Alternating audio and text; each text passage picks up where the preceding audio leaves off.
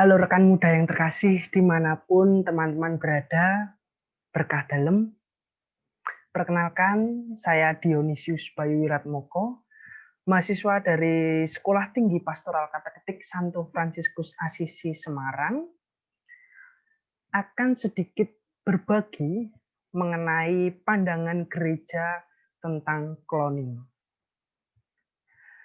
Secara harfiah, cloning itu berasal dari kata klon, klonos, dari bahasa Yunani, yang berarti kecambah atau tunas, cabang atau ranting muda. Secara umum, kata cloning dipakai dalam bidang yang menunjukkan cara reproduksi aseksual. Misalnya, cara reproduksi sel dengan membelah diri, menanam singkong, dan stek. Dalam bioetika, istilah cloning dipakai secara umum untuk memperlihatkan berbagai macam prosedur yang menghasilkan genetik yang sama persis induk biologisnya. Ya, semacam dengan fotokopi. Dengan demikian, cloning diidentifikasikan sebagai proses secara aseksual untuk memproduksi dua atau lebih individu makhluk hidup identik secara genetik. Lalu, dalam cloning ada pandangan yang menyebutkan bahwa cloning itu ada keuntungan. Beberapa keuntungan dari cloning antara lain sebagai solusi atas permasalahan reproduksi. Yang selanjutnya produksi organ tubuh untuk transplantasi. Lalu menciptakan manusia unggul, menyediakan bahan untuk riset yang kadangkala ketika manusia mengadakan riset itu harus menggunakan hewan yang di dalamnya selnya menyerupai dengan manusia atau bahkan menggunakan jenazah untuk suatu riset. Lalu menghindarkan penyakit dan selanjutnya adalah seleksi jenis kelamin.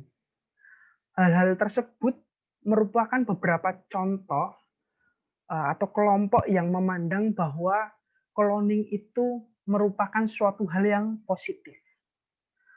Akan tetapi bagaimana pandangan gereja? Gereja Katolik tetap tidak menerima prosedur objektivitas manusia. Sebab manusia adalah subjek dalam dirinya yang tidak pernah boleh diobjekkan. Hingga kini Kode Etik Internasional menolak cloning manusia secara prosedur yang ditempuh tidak menghargai manusia. Sebagai manusia yang seharusnya dikandung dalam rahim seorang ibu. Jelas, di sini Gereja Katolik menolak. Itu yang pertama. Lalu ajaran Kristiani mengajarkan bahwa Allah adalah pencipta langit, bumi, dan segala isinya, baik yang kelihatan maupun tidak kelihatan. Nah, dari pandangan Gereja Katolik yang secara singkat itu tadi,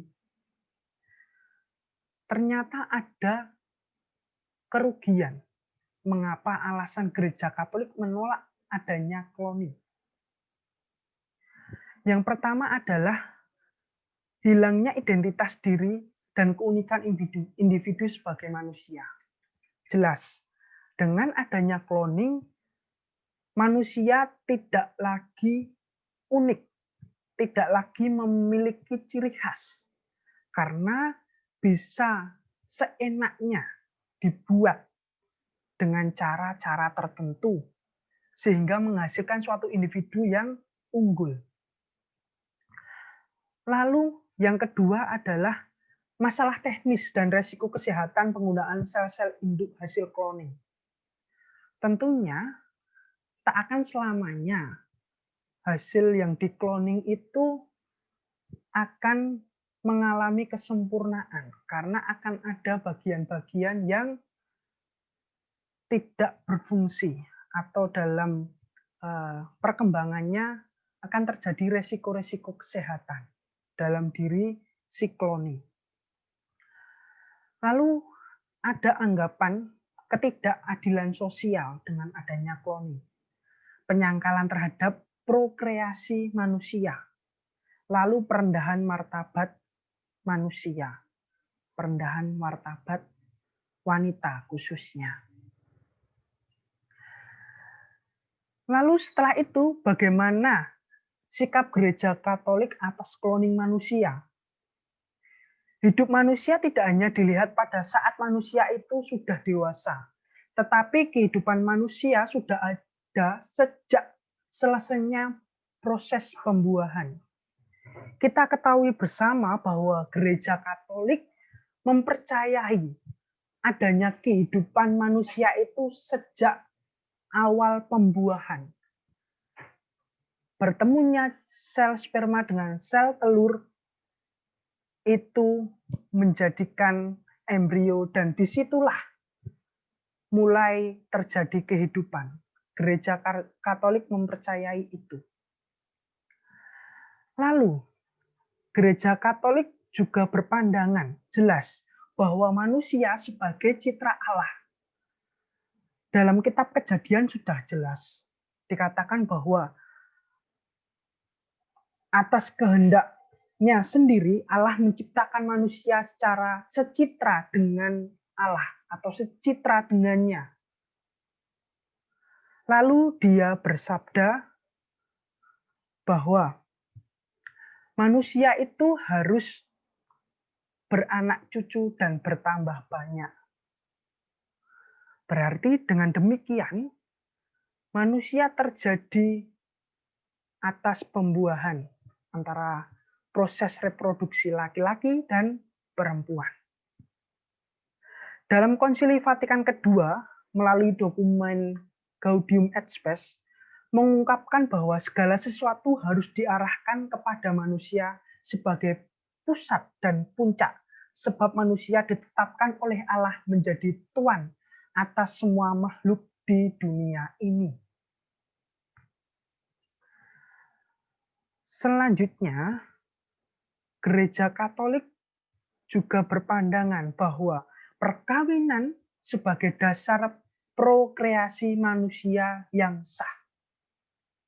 Jadi jelas bahwa antara laki-laki dan perempuan melakukan suatu hubungan, di situ terjadinya reproduksi merupakan suatu prokreasi manusia yang sah dan di situ diakuinya.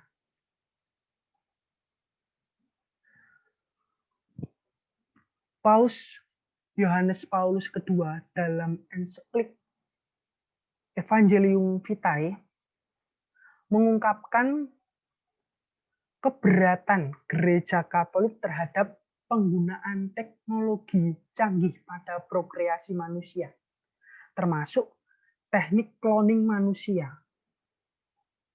Beliau mengungkapkan bahwa berbagai teknik pengadaan keturunan yang tampaknya seolah-olah melayani kehidupan sebenarnya membuka pintu bagi ancaman-ancaman baru terhadap kehidupan. Dari sudut pandang moral, teknik-teknik itu tidak dapat dibenarkan karena teknologi tersebut memungkinkan terjadinya prokreasi tanpa hubungan seks antara suami dan istri yang sah. Dengan begitu jelas rekan-rekan, kalau gereja Katolik menolak adanya cloning manusia. Dengan demikian, kita sedikit belajar dari apa yang telah saya sampaikan dari refleksi ini, teman-teman.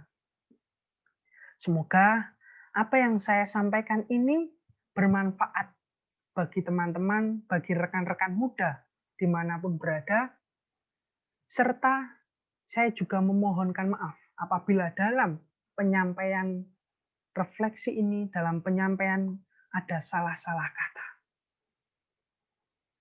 Terima kasih dari saya. Salam sehat dan berkah dalam.